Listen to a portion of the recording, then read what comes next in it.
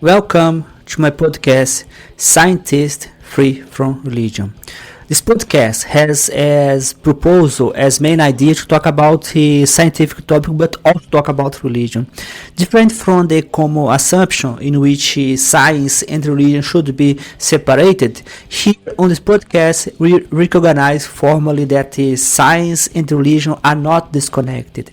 Sadly, religion can be a very big threat to science. So on this podcast, the proposal is to talk about it freely, so without fear, without the illusion that they are separate topics. So we are going to cover a possible topic. And most of them will be focused on the connection between religion and science, especially to defend science. That's our goal. Our goal here is to defend science from religion and to help to make science, to spread scientific thinking, especially to defend it against religion.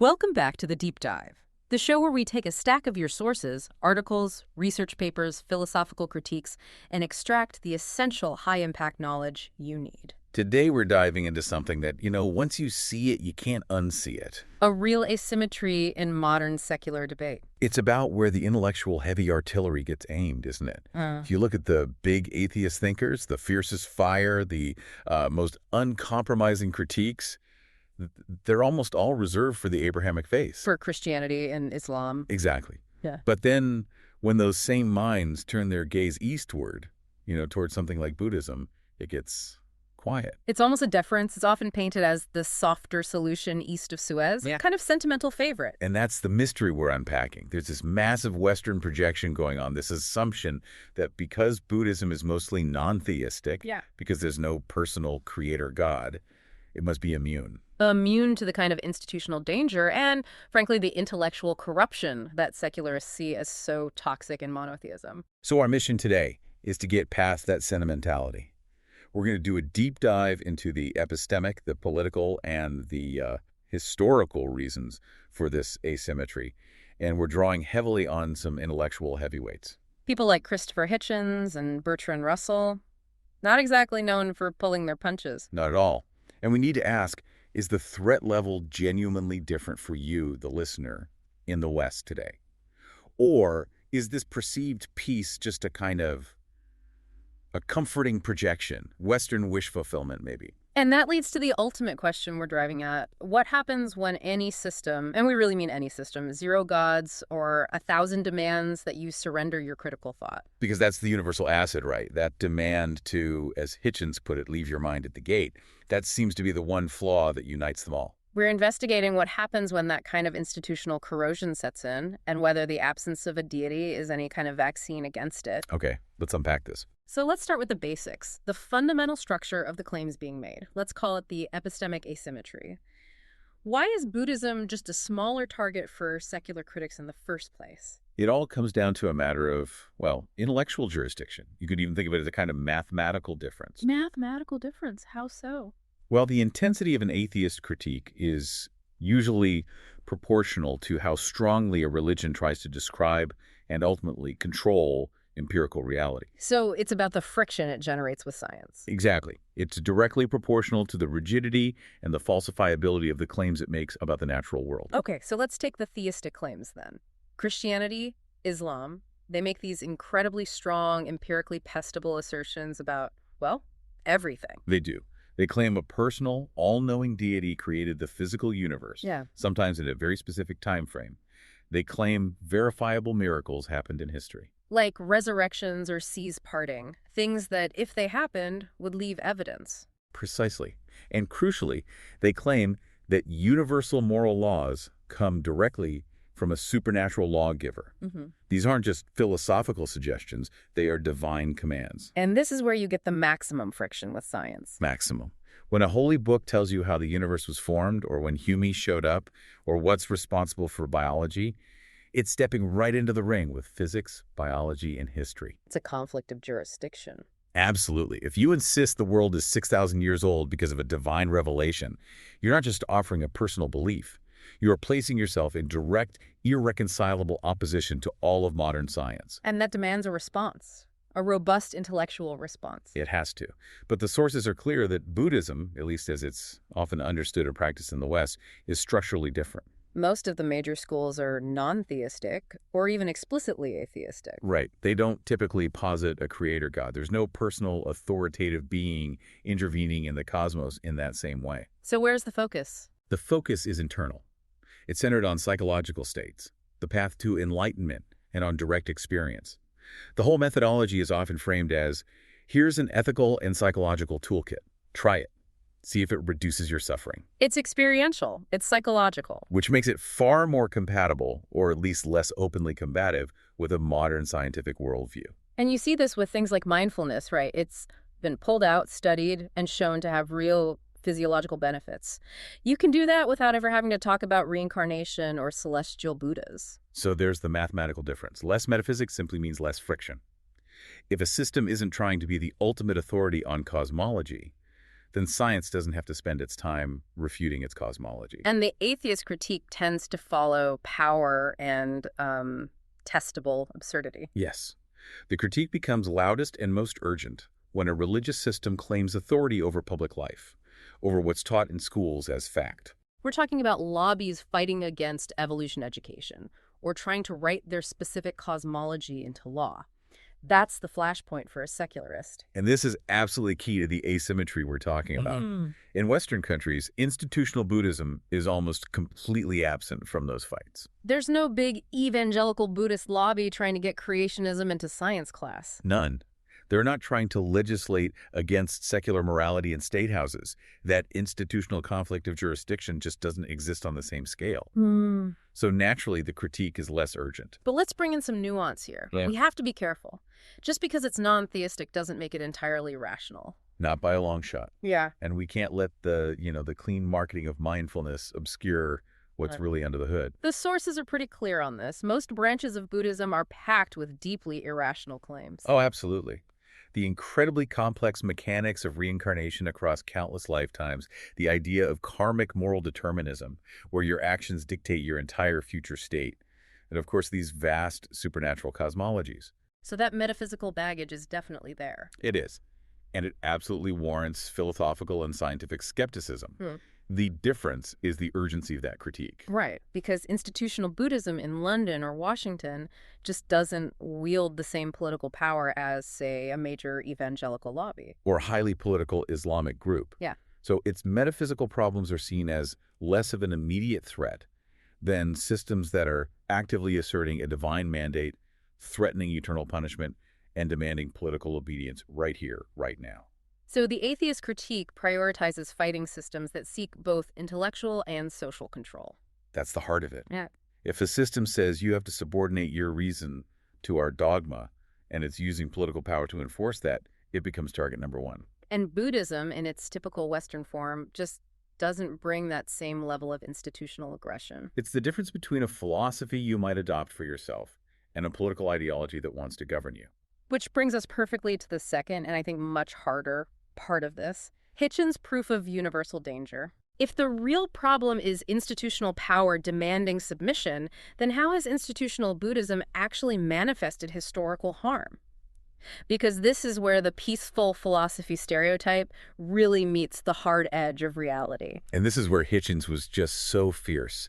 He completely rejected the idea that Eastern religions had some kind of inherent moral superiority because they were ancient or spiritual. His argument was much more fundamental. It was simple and it was profound. He said, look, the human species is an animal species. There isn't that much variation across geography or culture. We're all built from the same flawed material. Therefore, the second you couple that flawed human nature with the flawed mechanism of faith belief without evidence, and you add institutional power, the same ugly patterns will emerge. Universally. Cruelty, injustice, intellectual stagnation. Every single time. And he didn't prove this with theory. He proved it by going there himself. He talks about visiting an ashram in Pune, India for a BBC documentary. That's right. He went deep. He put on the orange robes. He observed the practices of this cult built around a guru. And he found this stark contrast between the preached message of detachment and the practiced reality of manipulation. The demand for abandoning your intellect was literally spelled out for him. There was a sign at the entrance to the preaching tent. Shoes and minds must be left at the gate. A mindless little motto, he called it. A literal instruction to switch off your rational faculty before you enter. And he saw that underneath the blissed-out surface of this wealthy spiritual resort, a much more sinister principle was at work. A principle geared toward exploitation and control. The financial angle was just shocking. He watched as wealthy followers were pressured to donate huge assets, entire fortunes, even specific luxury goods. He mentions Rolls-Royce motor cars. Yes, which just shatters that image of a detached, non-materialist spirituality, doesn't it? It completely undermines it, but the abuse, as he described it, went much deeper than just money. Oh, it was psychologically brutal. He detailed these group sessions, a core practice at the ashram, where people were deliberately stripped naked and then just verbally assaulted. By facilitators, by other members. Until they were just broken down. Abject with tears and apologies, he wrote. And only then were they embraced into the cult's family. That's classic psychological conditioning. It's textbook. You break someone down, you strip away their defenses, you induce shame, and then you offer the group's acceptance as the only relief. It ensures their obedience. He even noted that it could become physically dangerous.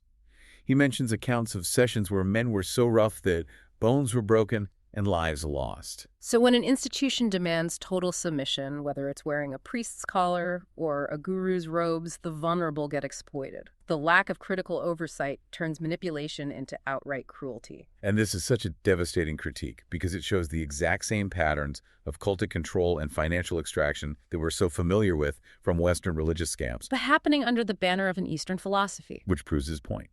When reason is put to sleep, as he said, it brings forth monsters. The institutional flaw is universal. And we can trace this same pattern from the cult to the state, can't we? When Buddhism gets tangled up with aggressive nationalism and state-sponsored violence. Hitchens pointed directly to the history of Sri Lanka. He described it as a country almost utterly ruined and disfigured by violence and repression. And the main warring factions weren't secular. They were Buddhist and Hindu. The sources get very specific about the political triggers for that conflict. They do. The post-colonial decision to rename the island from Ceylon to Sri Lanka, which literally means Holy Lanka in Buddhist terms, was not a neutral act. It instantly created a state identity based on one religion. Which fundamentally alienated the minority Tamil population, who were mostly Hindu. It enshrined ethnic tribalism under a religious banner. And this wasn't just symbolic, was it? Hitchens describes real danger. He said that for a Tamil, witnessing a ceremony for the Buddha's sacred tooth relic meant there was a very good chance of being dismembered. He condemned the Tamil guerrillas for pioneering suicide bombing, but he was clear that this did not excuse the Buddhist-led pogroms against Tamils. Or the murder of the first elected president in the country by a Buddhist priest. By a Buddhist priest. A political assassination carried out by a representative of the supposed peaceful philosophy. That one fact just fundamentally shatters the idea of some inherent moral superiority.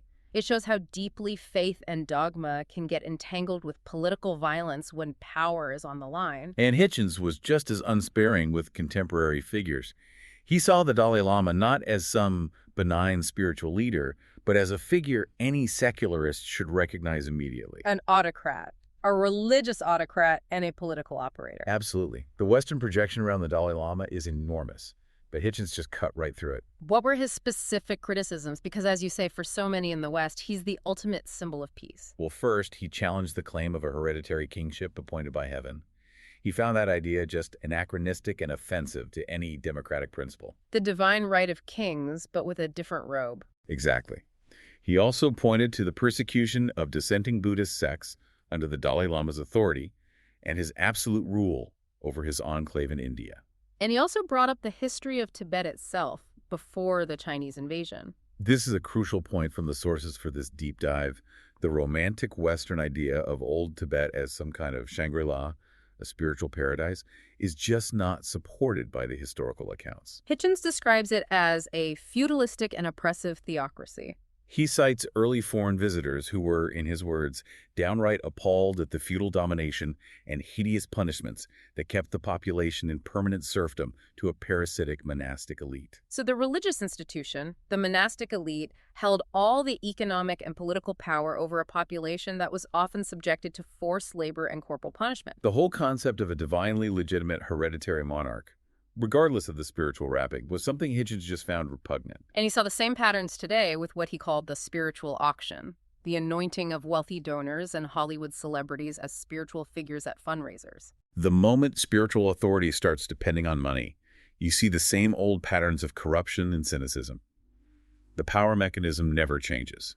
But the most damning historical example he used, the one that shows the absolute worst-case scenario, that was Japanese imperialism during World War II. This moves way beyond nationalism. This is a full-blown theological justification for mass murder. The so-called imperial way Buddhism, what was that specifically? It was a movement founded by leading Nichiren Buddhists. And they didn't just support the war effort, they fundamentally twisted their own religion to serve the fascist state. How did it do that? They replaced the historical Buddha, Shakyamuni, with the emperor as the principal image of adoration. They declared a divine unity of sovereign and Buddha. So the emperor effectively becomes a god within their Buddhist framework. Which lends infinite spiritual weight to his political and military goals.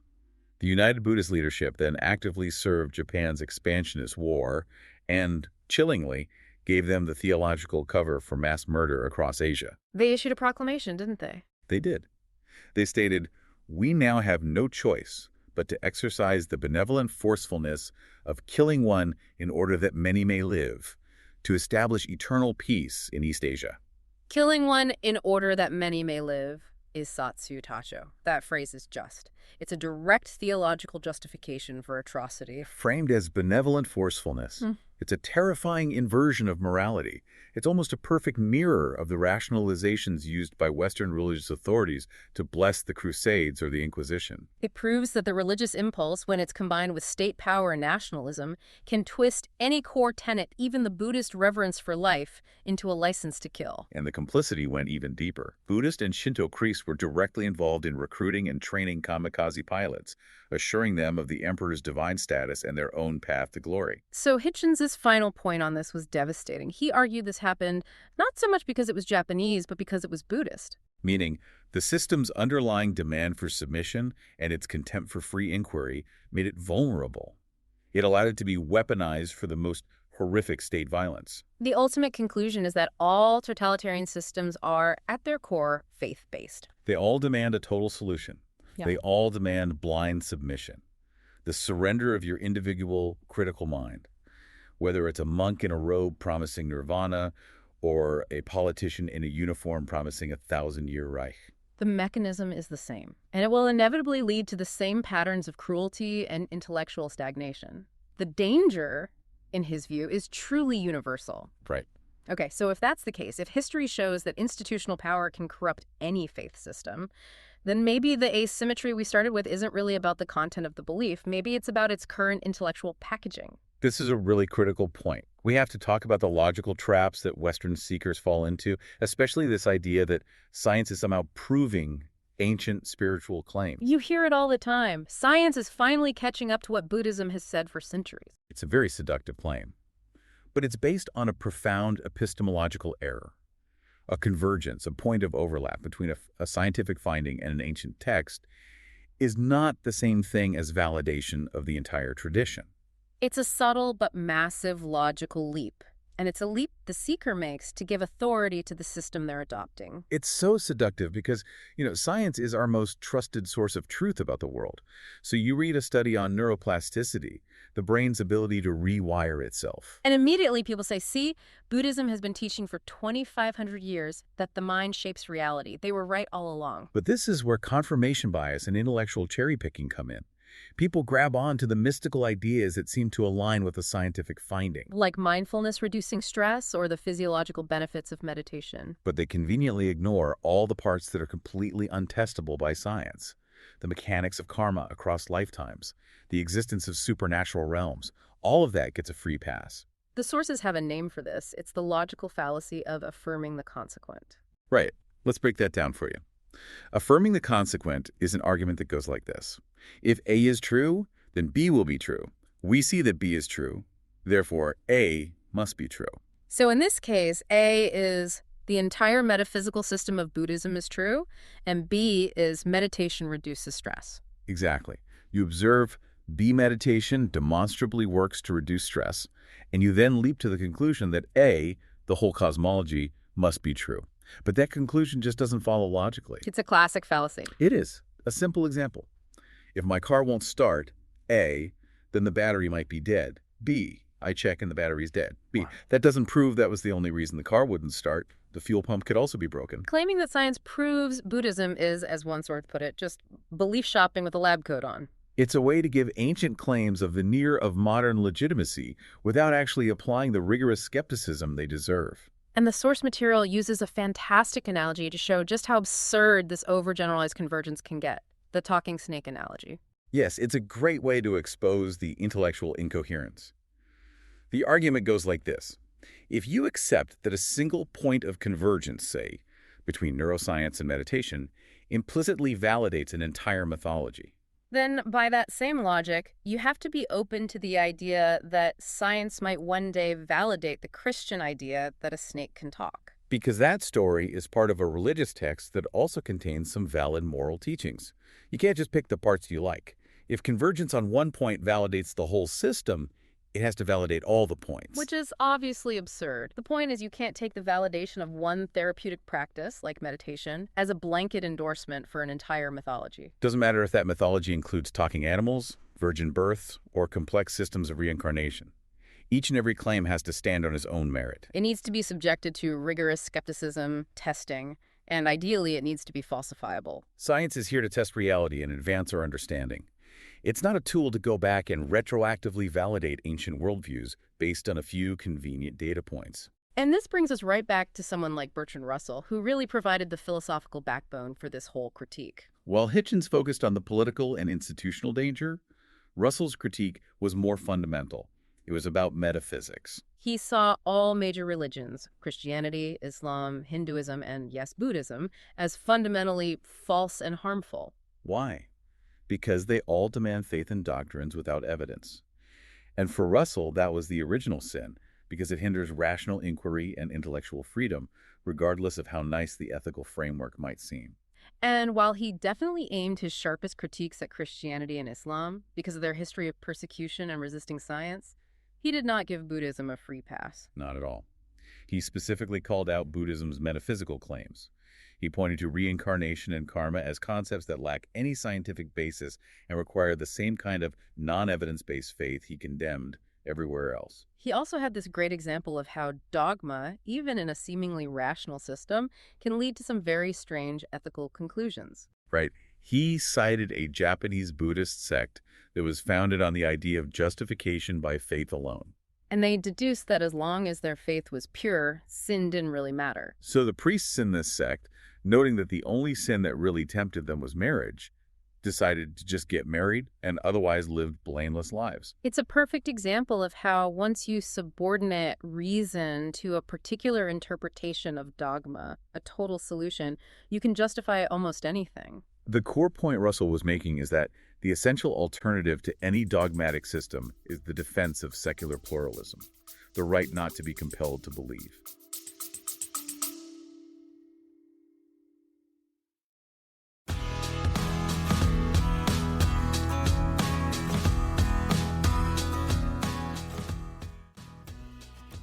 Hey there, thanks for being around. We are going to make a small break. I'm going to share with you my books. I have several books. So far, all my books about religion, atheism, which have been published a lot, they are in Portuguese, which is my main focus. But if you are interested, you can still buy my books to help me to support my work. I have several books. For example, one book that I'd like to recommend now is AI by Sci-Fi. AI by Sci-Fi is a book that talks about artificial intelligence, which is everyone is talking about artificial intelligence with ChatGPT, all this amazing stuff that they can do. They can talk, they can create video, they can create podcasts. This podcast, for example, there are several episodes that was recorded using artificial intelligence, which is amazing how I can do that. I can even interact as you could see in several episodes. So I would like to invite you to buy my book AI by Sci-Fi. It's available on Google Books, Google Play. It's also available on Amazon. So you can buy my book. If you are interested in something a little bit more complex, a little bit more technical, I do have as well a technical book. For example, I have one book about computational thinking, in which I talk about Kasparov. It's a technical book. Greg Kasparov was the first guy to be beaten by a computer. He has a very nice book about that, how artificial intelligence overturned the difference between human and artificial intelligence. So please buy my book and offer me all the support. You can find all of them on Amazon. Hopefully in the future I'm going to write also about religion, atheism and science. But I do have a podcast, I do have a blog called the Scientists Free from Religion, the same name of the podcast, and you can find several already publications about several topics in which we talk about science, religion and atheism. So hope you enjoyed the show. So let's come back to the show.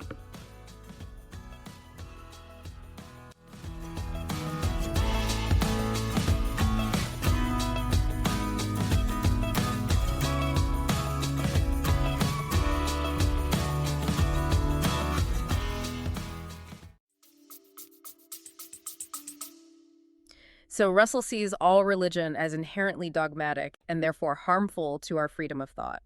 Hitchens zeroes in on the universal institutional danger when that dogma gets power. But they both agree on the most important thing.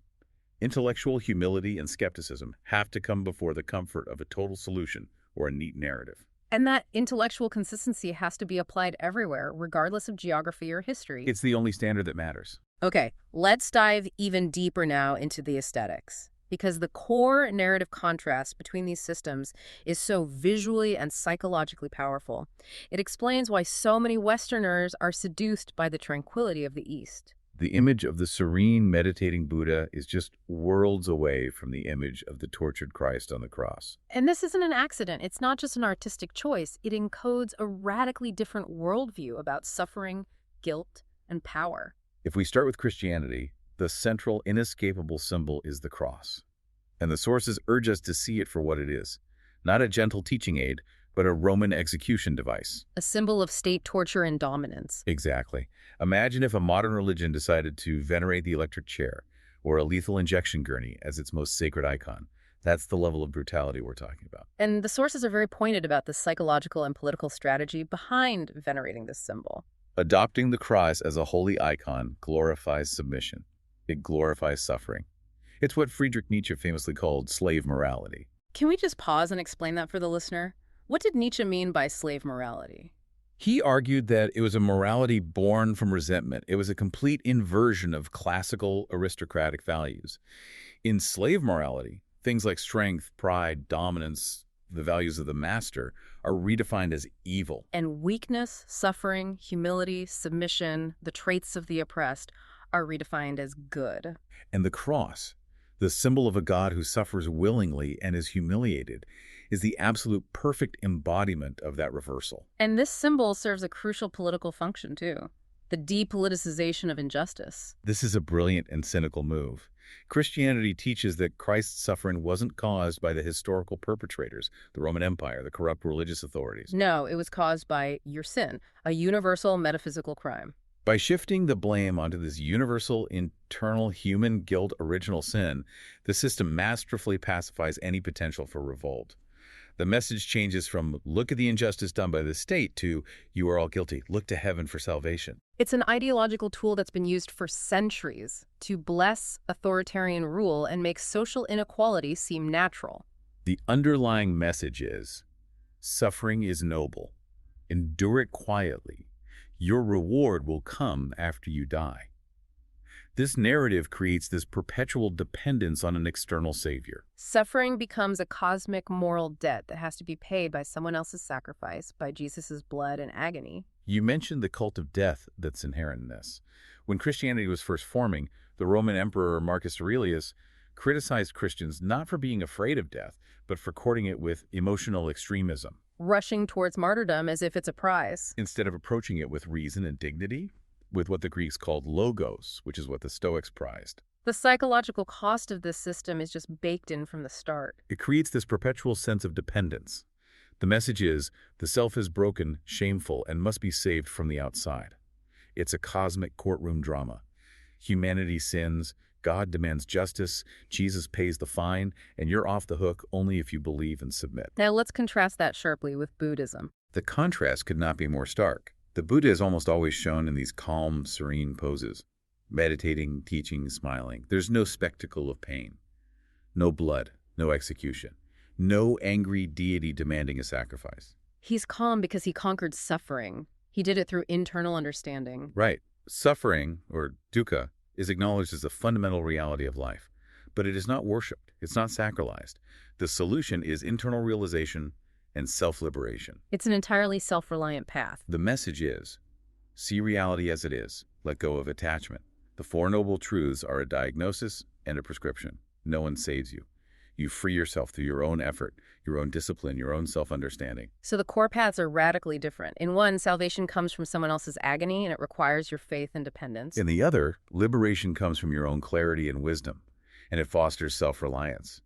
Buddhism offers a kind of psychological minimalism. Clarity, self-awareness, letting go. Whereas Christianity requires this continuous external dependence on an act of divine grace. Christianity turns horror into holiness. It centers its entire aesthetic and its theory of salvation on death, sacrifice, and blood, and that normalization of torture as a sacred victory promotes a morality of submission. Buddhism, on the other hand, centers around a path you walk yourself.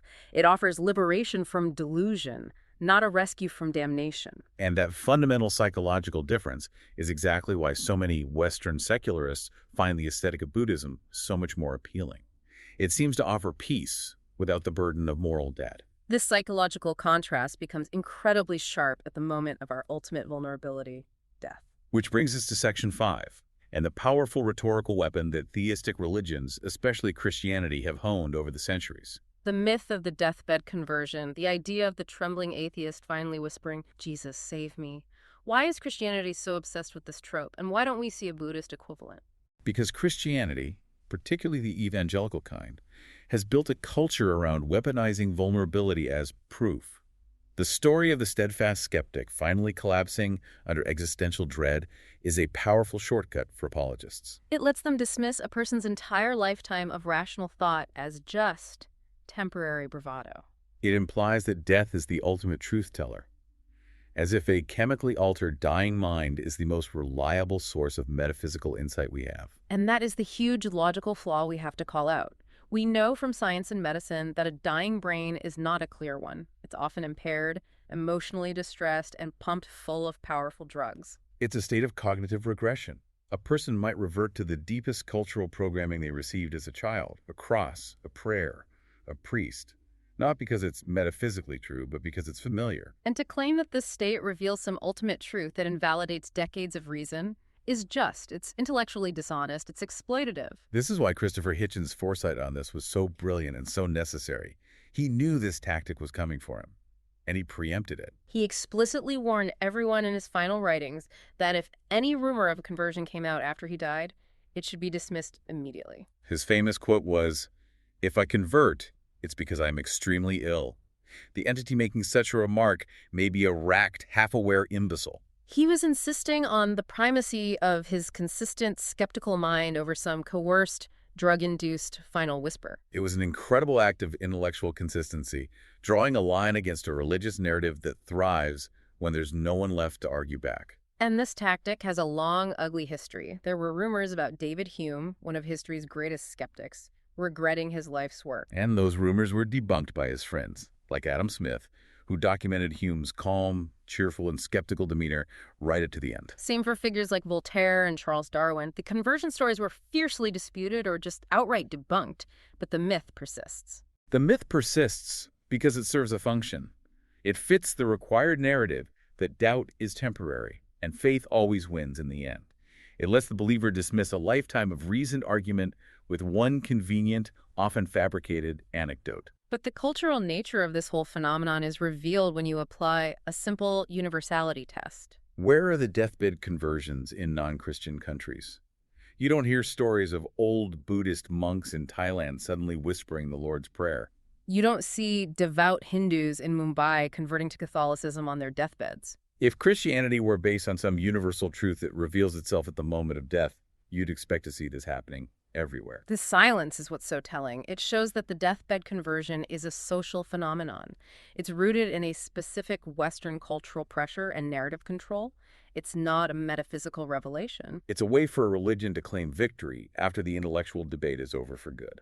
And Pendulek's personal observation really challenges the whole comfort fallacy of belief. He shared this profoundly moving experience of watching his atheist mother die in pain without any divine comfort, and then watching his Christian father die with belief. But he said his father didn't have any less pain. He wasn't visibly more serene. Penn's personal empirical data just directly contradicts the theological claim that belief provides some unique solace. He said, "I did not see a difference in comfort between the two." The comfort, it seems, might not come from the content of the belief itself. It might come from consistency, Yeah. from clarity in how you face reality. And that insight is powerfully backed up by modern scientific data. There's a 2017 study by Zhang and others on death anxiety. And it revealed this very distinct U-shaped relationship between how religious someone is and how much they fear death. The finding was so counterintuitive for so many people. The two groups that fear death the least are the very religious, the fundamentalists. And the strong atheists and materialists. Both groups have a clear, consistent, coherent worldview about what comes next, whether that's an eternal reward or just permanent cessation. And who fears death the most? The people in the middle, the uncertain, the spiritual but not religious, the moderately religious. Which suggests that peace of mind comes from coherence and consistency, not necessarily from belief itself. It's the doubt that causes the anxiety. And that just demolishes the old binary narrative that non-belief leads to despair and only faith can provide solace. The fundamental difference is that Christianity weaponizes vulnerability as proof, while secular thinkers and Eastern traditions are just far less likely to exploit a dying person for marketing. The irony is that the religions least obsessed with conversion like Judaism, or typically Buddhism, are the ones least likely to push these stories, because their truth claims don't depend on that last-minute rescue. They allow death to be about dignity and acceptance, not a final, desperate marketing ploy. Exactly. Okay, so let's try to wrap this up and synthesize what we've found. We've established a few clear reasons for that initial asymmetry, for why atheists aren't primarily worried about Buddhism right now. First, it's epistemically low conflict. It just makes fewer empirically testable claims about the cosmos than monotheism does. Second, it lacks the institutional power in the West that would trigger a fight over science or law, so the critique isn't as urgent. And third, in its westernized form, it often functions more like a personal psychological philosophy about suffering, not a revealed truth demanding political obedience. So that explains the quietness. But, and this is the huge but, I also used the hard facts of history, especially through Hitchens's analysis, to prove the counterpoint. Whenever Buddhism does mix its dogma with political or institutional power, in a financial cult in Pune, in the ethnic violence in Sri Lanka, or in the military atrocities of Imperial Japan, the universal flaws of faith-based submission always emerge. The danger, then, isn't in the specific content of the dogma. It's not about the number of gods. It's in the institutional demand to leave your mind at the gate. Any totalizing system that mandates the surrender of your reason will eventually become corrupted, cruel, and intellectually dead. And that is the essential lesson here. The defense of secular pluralism and free inquiry has to be constant, and it has to be universal. The goal is always the rejection of irrational dogma and the maintenance of intellectual freedom over the promise of a total solution. It doesn't matter if that solution comes from the West, promising heaven and hell, or from the East, promising nirvana and rebirth. The highest intellectual priority has to be ensuring that no authority, spiritual or political, is ever allowed to claim a monopoly on truth, because that is always where the repression starts. Always. And that brings you right back to that study on death anxiety. If the sources suggest that it's clarity and coherence that truly reduce our fear of death, what non-dogmatic belief structure, if any, is actually the most intellectually coherent for facing life's biggest problems without demanding you surrender your mind? What system truly honors our intellectual capacity, rather than demanding we abandon it? That's the question we want to leave you with. A profound challenge to consider as you process this deep dive. Thank you for thinking with us today.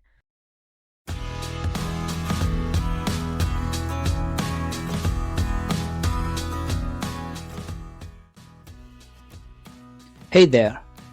You arrived to the end of this episode. can always check out my YouTube channel, and also keep watching, because there are 7 episodes. So you just if you enjoy this one, hopefully you are going to enjoy the next one. I always like to remember that you can support my work by buying my books, even though I still don't have a book about religion, which is the main topic of the podcast. I do have a book about artificial intelligence, and also I have a blog called Scientists Free from Religion on Medium, and there are several blog posts there, and you can enjoy it, you can read it, and you can subscribe to my YouTube channel, you can share it with your friends. So hopefully I can hear from you, and hope you had an amazing time. So hope to see you in the next episode.